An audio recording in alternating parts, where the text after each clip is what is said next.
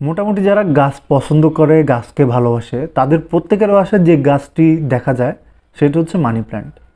Money plant শুধু ঘরের সৌন্দর্য বৃদ্ধি করে না, পাশাপাশি বাতাস পরিশোধনে অত্যন্ত কার্যকরী। এটি বাতাস থেকে ক্ষতিকারক টক্সিন যেমন ফর্মালডিহাইড, বেনজিন দূর করে অক্সিজেন সরবরাহ বাড়ায় এবং মানসিক প্রশান্তি বা স্ট্রেস কমায়। মানি প্ল্যান্ট গাছের আরেকটা সুবিধা হচ্ছে মাটি ছাড়াই শুধু কাঁচের বোতলে পানির মধ্যে আপনি এটাকে গ্রো করতে পারবেন।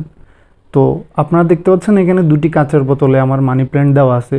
যদিও আমি এদের ভালোভাবে টেক কেয়ার করি নাই, যথাসময়ে পানি পরিবর্তন করি নাই বা ওইরকম কোনো পরিচর্যায় আমি করি নাই। জাস্ট আমি বোতলে পানি ঢুকিয়ে ওদেরকে ফেলে রাখছি।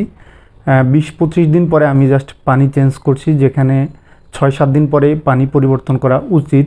তাহলে আপনার মানি প্ল্যান্টের যেই গ্রোথ সেটা ভালো থাকবে।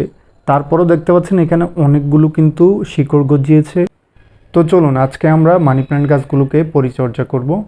প্রথমে আমরা বোতলের পানিগুলো ফেলে দেব, বোতলটিকে ভালোভাবে পরিষ্কার করে নেব।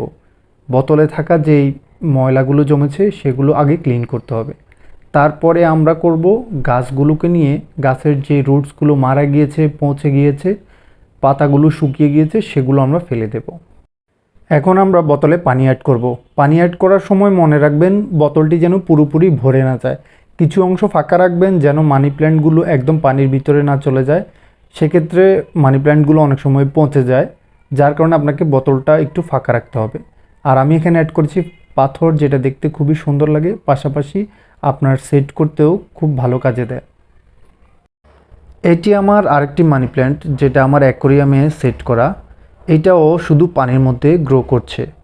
এটার পাতাগুলো অনেক সবুজ এবং সতেজ, যদিও বারান্দায় থাকা বালির কারণে তাদের যে স্বাভাবিক রূপ সেটা কিন্তু তারা দেখাতে পারছে না, যার কারণে আমি একটি ভেজা কাপড় দিয়ে তাদের প্রত্যেকটি পাতাকে ক্লিন করে দিচ্ছি, যেন তারা তাদের স্বাভাবিক রূপে ফিরে আসতে পারে। ক্লিন করার পর দেখুন মাশাআল্লাহ কি পরিমাণ সতেজ এবং সবুজ দেখা যাচ্ছে মানি প্ল্যান্ট গাছটি। পাশে দেখতে পাচ্ছেন একটি মিষ্টি আলু গাছ আছে, ওইটার ভিডিও আমি পরবর্তীতে নিয়ে আসবো ইনশাল্লাহ।